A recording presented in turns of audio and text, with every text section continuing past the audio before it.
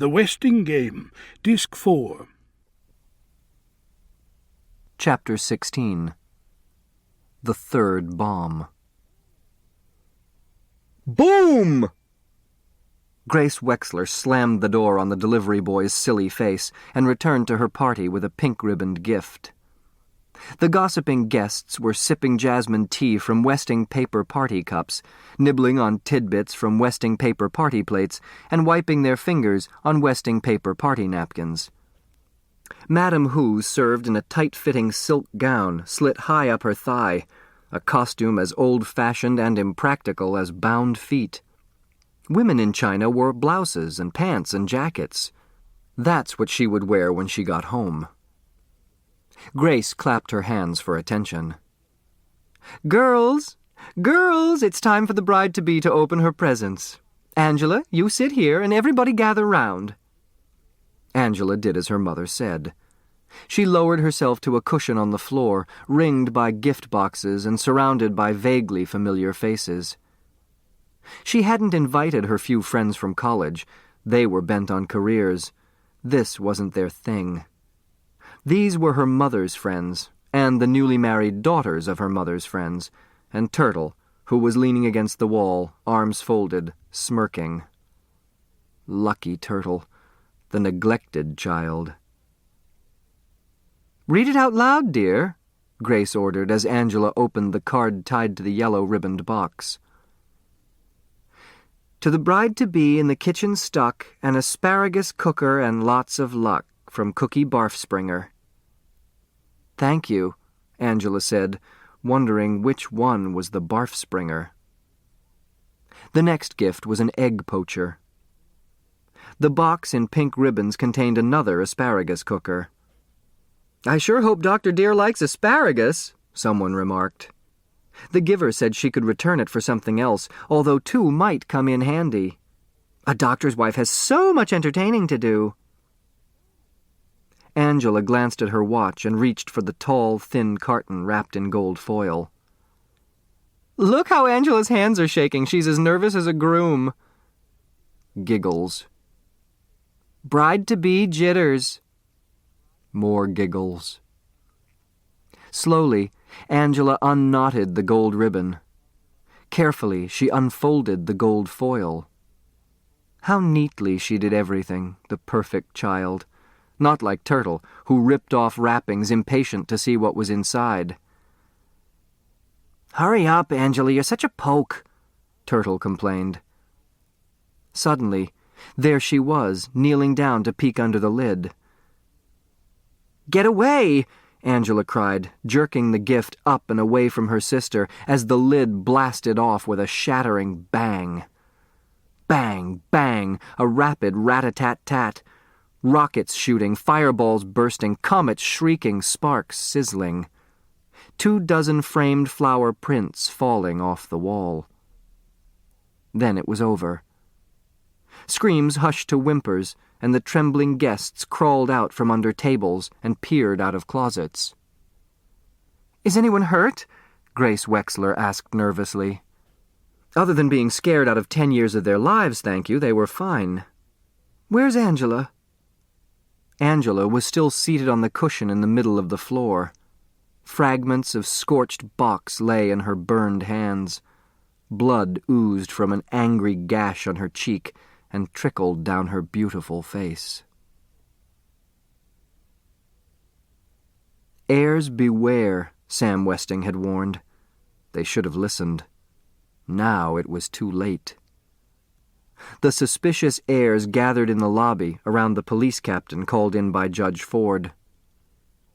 One of them was a murderer, they thought, and one of them was a bomber, and one of them was a thief.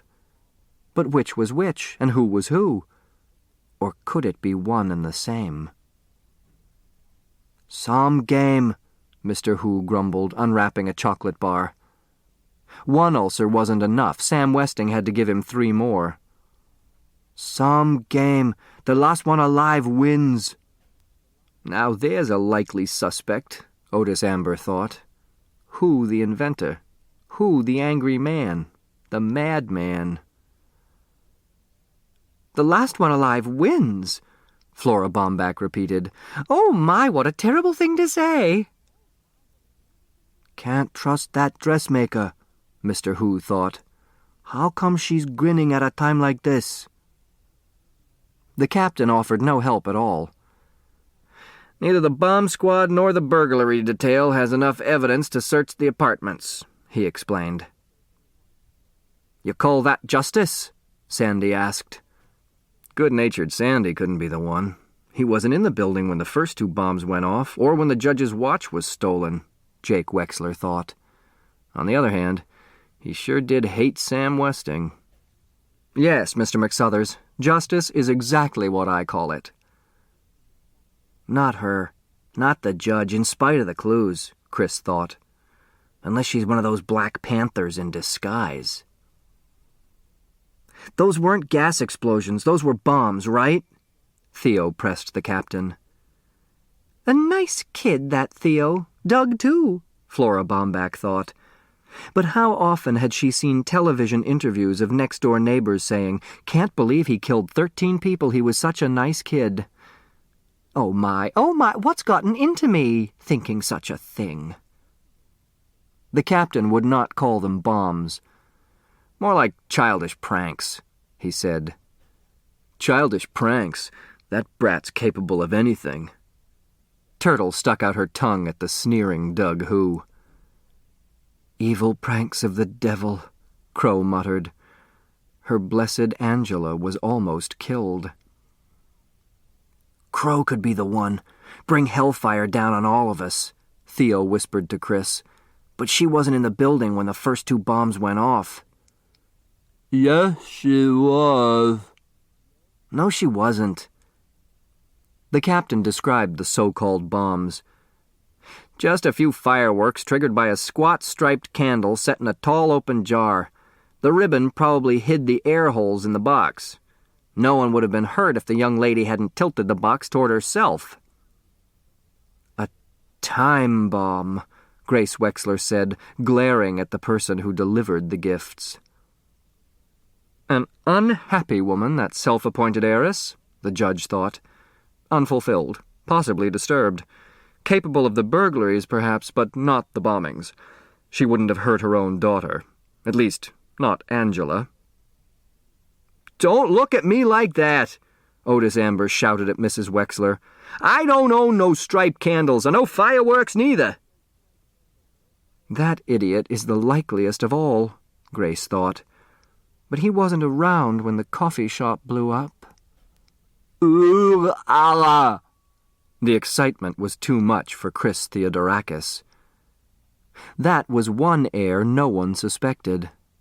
And Angela, of course. No one could suspect her. Otis Amber was not even sure of that. "Still waters run deep," he said. Turtle could not let him get away with that, even if it was true. "Otis Amber limps," Chris noted the next day. Her family kept reassuring her. "You're going to be fine, Angela, just fine." The loud snore that erupted from the next hospital bed was Sidel Pulaski, pretending to be asleep. "I still don't remember," Angela mumbled. Her bandaged cheek made speaking difficult. Her face hurt. Her hands hurt. Hurt very much. "Traumatic amnesia," Jake Wexler said. "It happens after sudden accidents. Don't worry, Angie Pie, you're going to be fine." "You're going to be fine, Angela. Just fine," Grace said despondently. "I'll be back tomorrow. Come, Turtle." "In a minute." Turtle waited for the door to close. She touched her sister's bandaged hand. "Thanks." "For what?" Another snore from Sidel. "Just thanks. The fireworks would have gone off in my face if you hadn't pulled the box toward you. Here, I brought your tapestry bag. I didn't look at your notes or clues, honest." But she had removed the incriminating evidence. "Turtle, tell me the truth. How bad is it? The doctor had to take some glass out of your hands, but no stitches. The burns'll heal okay. And my face? Some scarring, not bad, really, Angela. Besides, you always said being pretty wasn't important. It's who you really are that counts. Angela wondered about that. Maybe she was wrong. Maybe pretty was important. Maybe she was crazy. She must have been crazy. Don't worry, you'll still be pretty, Turtle said. But wow, that sure was a dumb thing to do. Sidel Pulaski's eyes popped open in surprise. Quickly, she squeezed them shut and uttered another loud snore. Well, what do you know? Her sweet, saintly partner was the bomber. Good for her.